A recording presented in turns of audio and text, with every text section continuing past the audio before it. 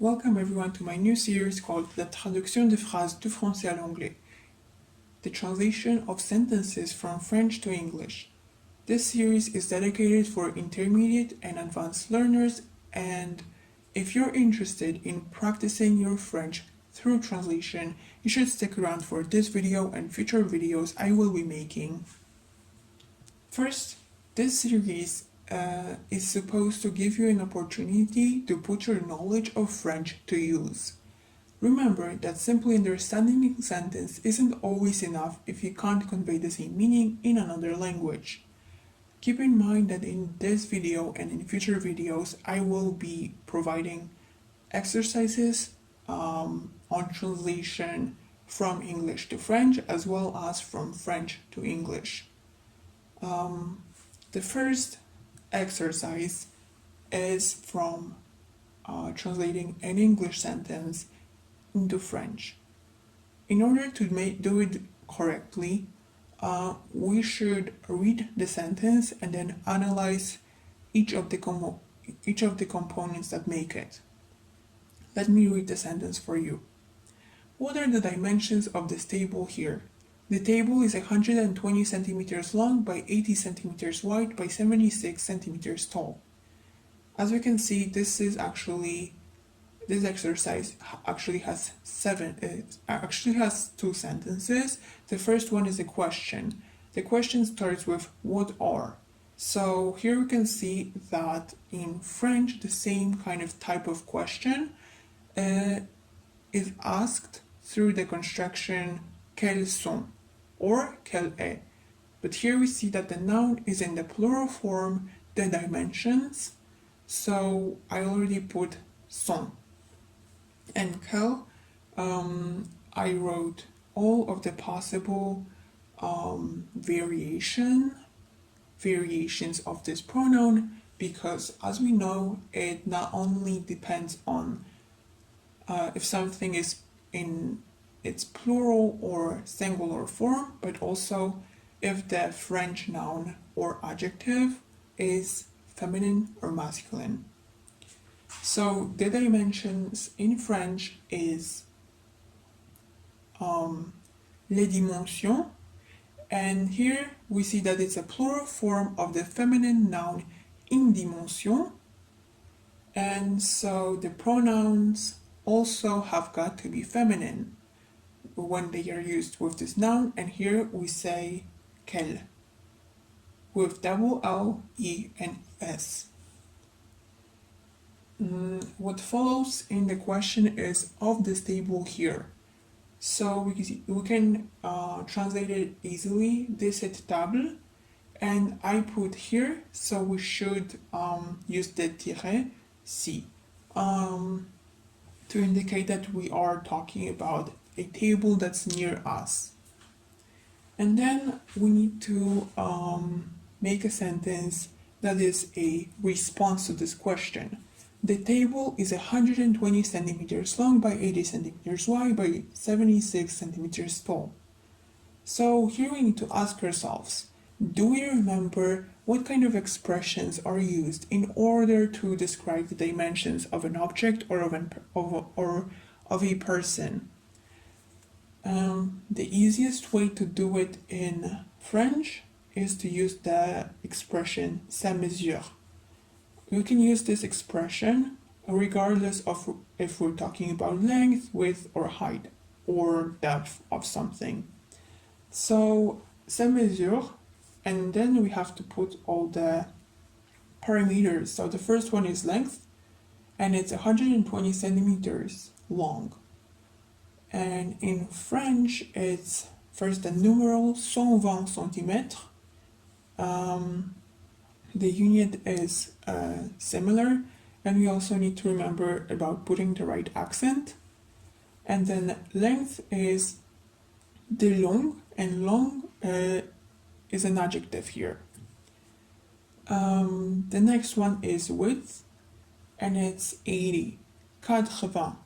And when we write 80, we need to remember that if there's just 80, not 81, 85, it's just 80, then at the end, there's gonna be an S that we don't hear. And then centimètre de large, and here we have the same kind of mechanism as de long, but here with width, it's de large, and it's also an adjective. And then finally, for height, we have 76.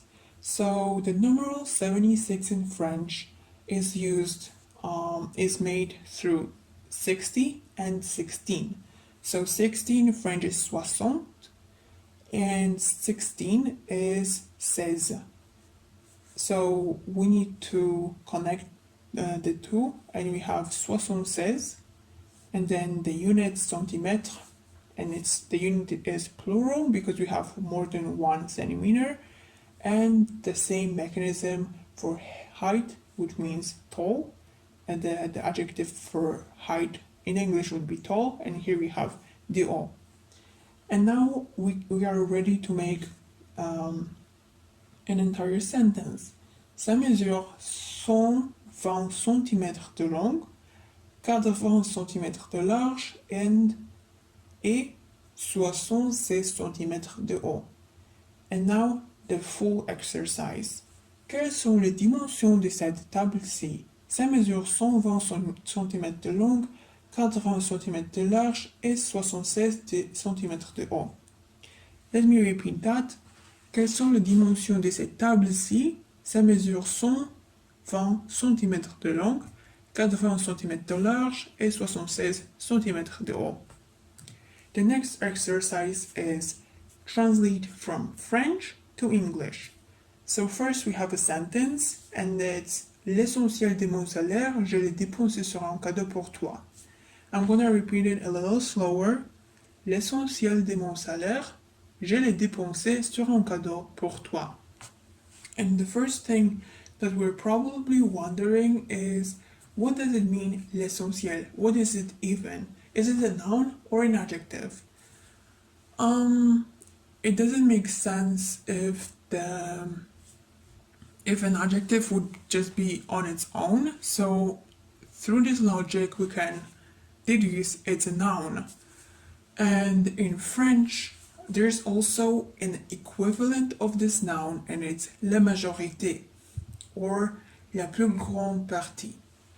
But let's focus on la majorité because it indicates that in English we can just say the majority of something, and that's why after l'essentiel en français on a deux. The majority of something is la majorité de quelque chose, or just like in the example, l'essentiel de quelque chose. And then de quoi, of what? De mon salaire, of my salary. That's easy. And then we have a comma and je l'ai dépensé sur un cadeau pour toi. So here we see that it's a verb in the tense passé composé, et c'est la première personne. But also there's something different here, and it's the L with an apostrophe, and that means it's a complément direct contracté avant une voyelle. So if the verb in this tense, passé composé, is conjugated with avoir et pas être, and there's nothing after the past participle, we don't have an E, we don't have an S, then that means that the complément direct is going to be le. And here we have a vowel, so it's going to be contracted into L avec an apostrophe, and this is going to be just translated into it for our sentence purpose.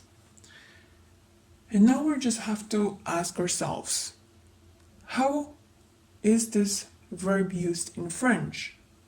Comment on utilise ces verbes? So the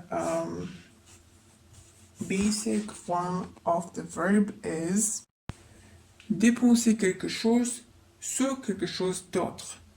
And the thing that we usually dépense, c'est de l'argent. So it would be dépenser de l'argent sur quelque chose. In English, to spend money on something. But on what? sera un cadeau pour toi, on a gift for you. And now we can translate it entirely. I spend the majority of my salary on a gift for you. Let's move on to the next exercise, which is gonna be a translation of a sentence from English to French. Let's read the sentence. Her friend seemed anxious, so she decided to get the situation under control by making him feel comfortable. This is interesting. So it's easy for us to translate the first part, which is her friend, son ami. But how would we translate seemed anxious? We need a past tense and we need an expression. To seem a certain way in French is usually expressed through an expression avoir l'air of an adjective.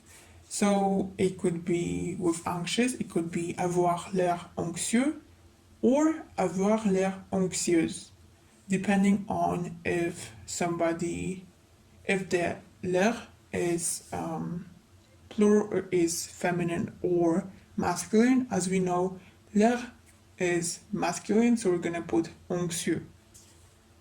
And then we have, so she decided to get the situation under control. To decide to do something is obviously décider de faire quelque chose. But what did she decide to do? She decided to get the situation under control. She decided that. So how to say to get something under control? There are two expressions that are most commonly used in order to convey that, and it's either maîtriser quelque chose or something a little more complicated, avoir quelque chose en main. We're gonna go with the first one for the purpose of this exercise.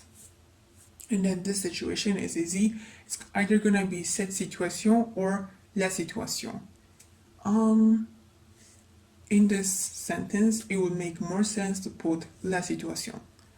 And then by making him feel comfortable. By doing something in French is expressed with an expression on and a gerund. Gerundif, and the gerund in French is made through ant at the end.